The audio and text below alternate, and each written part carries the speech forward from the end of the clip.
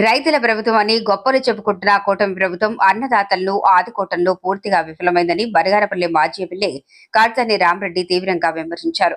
బనగానపల్లి మండలం ఎల్లూరు కొత్తపేట గ్రామ శివార్లు రైతులతో కలిసి ఆయన వరి మొక్కజొన్న పంటలను క్షేత్రస్థాయిలో పరిశీలించారు. ఈ సందర్భంగా ఆయన మాట్లాడుతూ ప్రస్తుత ప్రభుత్వంలో రైతులకు గిట్టుబాటు ధర, సబ్సిడీలు, పంట నష్టపరిహారం దక్కటం లేదని ఆరోపించారు. గత వైఎస్ఆర్సీపీ పాలనలో అన్నదాతలకు అండగా నిలిచామని ఆయన గుర్తు చేశారు. బనగానపల్లి నియోజకవర్గంలో కోట్లాది రూపాయల పంట నష్టపరిహారం అందించామని తెలిపారు. అంతేకాకుండా రైతు భరోసా కేంద్రాల ద్వారా రైతులకు నేరుగా ఎరువుల పంపిణీ చేయడంతో పాటు దళారుల ప్రమేయం లేకుండా పంటల కొనుగోలు చేపట్టిన ఘనత గత వైఎస్ఆర్సీపీ ప్రభుత్వానిదేనని కాట్సాని రామరెడ్డి స్పష్టం చేశారు. రైతుల గురించి కానీ మహిళల గురించి కానీ ఎక్కడనే కానీ ఏది పట్టించుకోలేకపోతున్నాడు.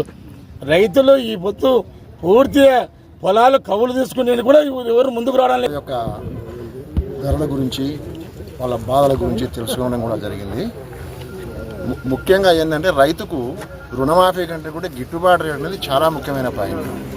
గిట్టుబాటు ధర లేకుండా రైతు వ్యవసాయం చేయడం చాలా కష్టం అవుతుంది అన్నమాట. ఇప్పుడు శనగలు వచ్చేసి వడ్లు కానీ మొక్కజొన్న ఏ పంట అయినా కానీ గిట్టుబాటు ధరలు అస్సలు లేవు. కూలీ రేట్లు బాగా పెరిగిపోయినాయి. తర్వాత ఎరువుల రేట్లు విపరీతంగా పెంచినారు. కానీ ఈ రేట్లు మాత్రం డౌన్ అయినాయి. ఈ పరిస్థితుల్లో రైతులు వ్యవసాయం చేయడం చాలా కష్టం అవుతుంది. యాక్చువల్గా 2004, 2006 మధ్యలో ఈ గవర్నమెంట్ స్వామినాథన్ కమిషన్ అని ఒక కమిషన్ వేయడం జరిగిందన్నమాట. ఈ రైతుల గిట్టుబాట్ల రేట్ల గురించి కొంచెం స్టడీ చేసి మాకు రిపోర్ట్ ఇవ్వమని. వాళ్ళు ఏం చేసినారు, స్టడీ చేసి మొత్తం రైతు ఏదన్నా కానీ మొత్తం పెట్టుబడి గుత్త కానీ పెట్టుబడి కానీ మొత్తం అంతా కలిపి ఎంత అవుతుందో దాన్ని 50% హైక్ చేసి గిట్టుబాటు ధర నిర్ణయించమన్నారు. అంటే అర్థమైంది. ఇప్పుడు సపోజ్ ఫర్ ఎగ్జాంపుల్ వడ్లు ఉన్నాయి. వడ్లు వానకారు గుత్త వచ్చేసి ఒక 25,000 అనుకున్నాం. పెట్టుబడి వచ్చేసి ఒక 32,000 దాకా వస్తుంది ఎకరాకు. 25 ఒక 32 వచ్చేసి 57,000 దాకా వస్తుంది మొత్తం పెట్టుబడి. వానకారుకు పెట్టుబడి 52,000 దాకా వస్తుంది. సరాసరి దిగుబడి ఒక సంవత్సరం 40 రావచ్చు, ఒక సంవత్సరం 25 రావచ్చు. దెబ్బతింటే 85,000 రావాలా. అంటే ఎంత రావాలా, 32, 2,000 మళ్ళీ ఒక 600-700 దాకా వస్తుంది. 2,600, 2,700 కలాల్లో తీసుకోవాలి. వడ్లు తీసుకుంటేనే రైతుకు వడ్లు గిట్టుబాటు అవుతుంది, లేకుంటే గిట్టుబాటు కాదు. అట్లాగే శనగలు ఉంది. 2,500, 2,550 వరకు నడిచింది. ఈరోజు 1,700, 1,750 నుంచి 1,720 వరకు నడుస్తుంది. బాగంటే 1,720, బాగా లేకపోతే 1,550 నడుస్తున్నాయి. ఇది మద్దతు ధర లేకపోవడం కారణం ఒకటి, కాంప్లెక్స్ ఎరువులు పూర్తి ఘోరంగా తయారు చేసినారు. 1,300 నుంచి 1,900 నడిచినాయి. ఇప్పుడు ఒక కాంప్లెక్స్ ధర 3 మాత్రం పెరిగినాయి, కానీ మద్దతు ధర మాత్రం ఏం పెరగలే. మద్దతు ధర పెంచకపోయినా బాధలే, కానీ ఆ మద్దతు ధర కూడా కొంటారంటే మద్దతు ధర కూడా కొనడం లేదు. Electronic media and print media సోదరులకు నమస్కారం. రైతే రాజు, రైతే దేశానికి వెన్నెముక అని చెప్పి అది ఒకప్పటి మాట. కానీ ఈరోజు రైతు వెన్నుముక ఈరోజు ఇరుస్తూ ఉన్నారు. ఎందుకంటే గడిచిన ఈ 2 సంవత్సరాల కాలంలో రైతుల పరిస్థితి పూర్తి అధ్వాన్నంగా ఉండే పరిస్థితి ఉంది. ఈ మధ్య చూసాం యూరియా, ఎందుకంటే ఎప్పుడూ లేదు యూరియా కోసము కొట్లాడుకోవడము. అదేవిధంగా ఏదైనా ఒక ఆర్బీకే కేంద్రం దగ్గర కానీ ఒక సొసైటీ దగ్గర కానీ చెప్పులు వరుసగా లైన్లో పెట్టే పరిస్థితి. చెప్పులు లేదా లేకుంటే పాస్బుక్లు లైన్లో ఉండే పరిస్థితి. గతంలో ఎన్ని బస్తాలు కావాలన్నా కూడా ఏ ప్రభుత్వమైనా గతంలో ఇచ్చేది. కానీ ఈరోజు యూరియా కూడా దొరకని పరిస్థితి. ఈ మధ్య పంట చేతికి వచ్చింది. రైతులందరూ కూడా ఈ యొక్క యంత్రాల ద్వారానే మరి కోతలకు వచ్చే సమయంలో డీజిల్ కొరత రావడం జరిగింది. ఈ డీజిల్ కొరత రావడం వల్ల మరి రైతులందరూ కూడా మరి అకాల వర్షాలు, మళ్ళీ ఇప్పుడు వర్షాలు వస్తూ ఉన్నాయి ఎండాకాలంలో కూడా, ఈ అకాల వర్షాలు రావడం, మరి చేతికి వచ్చిన పంట నష్టపోవడం కూడా ఈ మధ్య చూస్తూ ఉన్నాం. అదేవిధంగా ఈరోజు రైతుల పరిస్థితి చాలా దయనీయంగా ఉంది. ఈరోజు పండించిన పంటకు గిట్టుబాటు ధర లేదు. మరి గతంలో జగన్మోహన్ రెడ్డి గారు ముఖ్యమంత్రిగా ఉన్నప్పుడు మొక్కజొన్న దాదాపు 2,400 నుంచి 2,600 అమ్మితే ఈరోజు 1500 నుంచి 1700 వరకు అమ్మే పరిస్థితి వస్తూ ఉంది. అదేవిధంగా వడ్లు 2600 అమ్మితే ఈరోజు కేవలం 1400 1500 వడ్ల రేటు. అదేవిధంగా శనగలు 6500 గతంలో అమ్మితే ఈరోజు 5000 రూపాయలు. మరి అదేవిధంగా కందులు 10,000 రూపాయలు అమ్మిన కందులు ఈరోజు 7,000 రూపాయలు. ఈ విధంగా ఏ పంట వేసిన పొగాకు గతంలో 18,000 రూపాయలు పొగాకు బేలు అమ్మితే అది ఆఖరకు నుసి కూడా 12,000 రూపాయలకు అమ్ముకునేది. ఈరోజు పొగాకు బేలు కనీసం అంటే 4,000 5,000 రూపాయలు కూడా కొనే పరిస్థితి లేదు. అది కూడా తీసుకోకపోతే ఎక్కడ దిబ్బలలోనో ఇక్కడ పడేయడం జరుగుతూ ఉంది. మరి ఎప్పుడు కూడా ఇటువంటి పరిస్థితి లేదు. మరి తెలుగుదేశం పార్టీ నాయకులేమో కింద మాదే పైన మాదే అని చెప్తా ఉన్నారు. మరి కింద మీదే పైన మీదే ఉన్నప్పుడు మరి ఈరోజు రైతులకు ఎందుకు ఈ యొక్క వెన్నెముక ఇరుస్తూ ఉన్నారు? మరి ఈరోజు రైతుల పరిస్థితి మరి ఎరువులు ఉన్నాయి.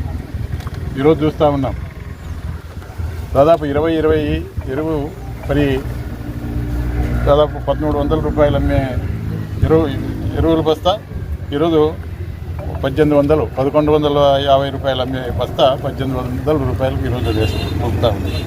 అదేవిధంగా 14, 35, 14 1,800 అమ్మినది 2,400, 28 1,850 అమ్మినది 2,200. అదేవిధంగా 10, 26 అది కూడా 1,800 అమ్మినది 2,300. ఈ విధంగా ప్రతిదీ కూడా ఈ కాంప్లెక్స్ ఎరువులు కూడా పెరిగిపోవడం. ఈరోజు రైతులు ఎవరికి చెప్పుకోవాలనో మరి ఎందుకు తెచ్చుకున్నామరా ఈ ప్రభుత్వాన్ని? గతంలో ఎన్నో హామీలు ఇచ్చినారు రైతులకు అది చేస్తా అని చెప్పి. మరి జగన్మోహన్ రెడ్డి గారు ముఖ్యమంత్రిగా ఉన్నప్పుడు రైతులందరికీ కూడా ఇన్సూరెన్సు మరి ప్రభుత్వమే చెల్లించి రైతులకు ఎలాంటి ఇబ్బంది లేకుండా ఇన్పుట్ సబ్సిడీ కానీ ఏదైనా పంట నష్టపోతే ఖచ్చితంగా కనీసం అంటే 3 నెలలు 6 నెలల లోపలనే మనకు డబ్బులు మన అకౌంట్కే జమ అయ్యేది. గతంలో జగన్మోహన్ రెడ్డి గారు కూడా ప్రధానమంత్రి ఫసల్ బీమా యోజన అనే పథకం ద్వారా మరి కేంద్ర ప్రభుత్వంతో మాట్లాడి మరి 50% సెంట్రల్ గవర్నమెంటు, 25% స్టేట్ గవర్నమెంటు, 25% రైతు కడితే ఆ రోజుల్లో ప్రతి రైతు కూడా 5 నుంచి 10 లక్షలు కూడా ప్రతి రైతుకు వచ్చినాయి. మరి ఇక్కడ ఉండే రైతులందరూ కూడా లబ్ధి పొందినారు. ఈరోజు మరి ఆ పథకము లేదు. పథకం చూస్తామంటే ఎక్కడో కనపడడంలే.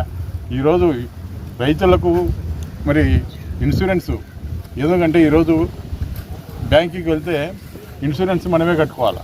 గతంలో జగన్మోహన్ రెడ్డి గల్లపేట ఖాళీగా ఉంది అని చెప్పి ఆ దేవుని మీద భారం వేస్తూ ఉన్నాడు. కానీ ఈరోజు వాస్తవ పరిస్థితి చూసినట్టయితే ఈరోజు మన బుడమేరు అక్కడ ఉప్పొంగింది మన విజయవాడ దగ్గర కొవ్వొత్తులకు 360 కోట్లు ఖర్చు పెట్టారు. మరి అదేవిధంగా అగ్గిపెట్టెలకు దాదాపు 60-70 కోట్లు ఏమి ప్యాకెట్లు అది చిత్రాన్న పాచిపోయిన ప్యాకెట్లకు దాదాపు 300 కోట్లు దానికి తగిలింది. మరి యోగా అనేది ప్రతి వానికి అవసరమే ఆరోగ్యపరంగా.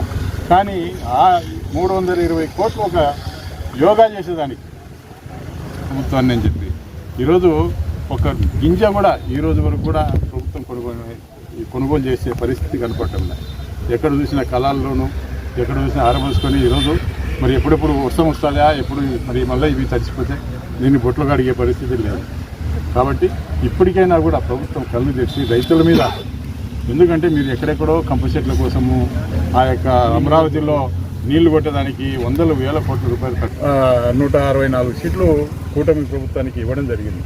మరి ఇప్పటికైనా బుద్ధి తెచ్చుకొని మీరు మరి పరిపాలన ఏ విధంగా కొనసాగించాలి, రైతులకు ఏ విధంగా మంచి చేయాలి.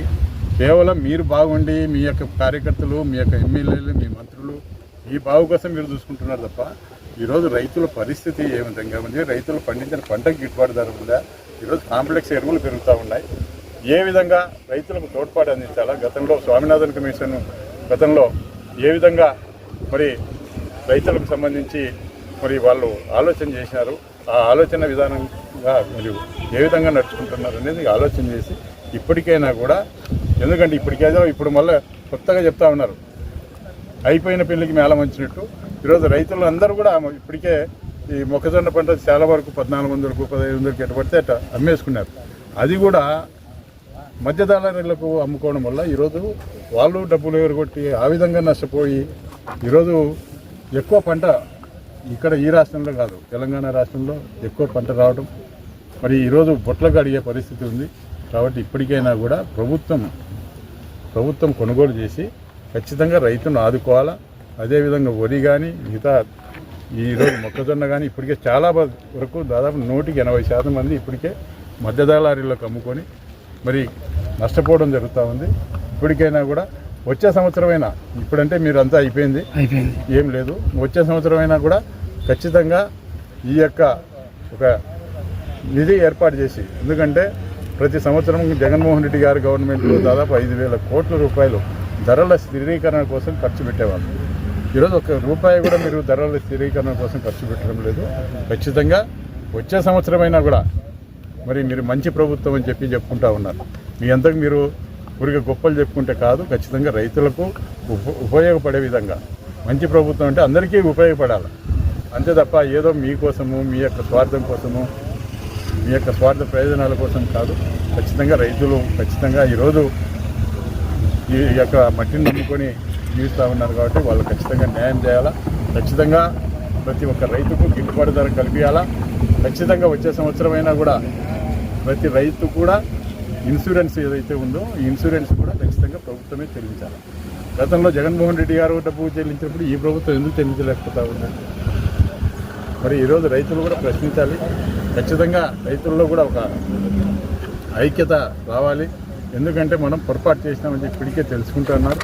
మరి మున్ముందు కూడా మరి ఈ యొక్క కాంప్లెక్స్ ఎరువులు కూడా పెరుగుతూ ఉన్నాయి. కాబట్టి మనం ఖచ్చితంగా రైతులందరూ పార్టీలకు అతీతంగా అందరూ సమిష్టిగా మరి పోరాటం చేసి ఈ యొక్క పెరిగిన కాంప్లెక్స్ ఎరువులను మరి తగ్గించే వరకు కూడా ఖచ్చితంగా పోరాటం చేయాలని చెప్పి మరి రైతు సంఘాల వాళ్ళని కూడా నేను విజ్ఞప్తి చేస్తూ, మరి ఈరోజు చాలా బాధాకరమైన విషయం.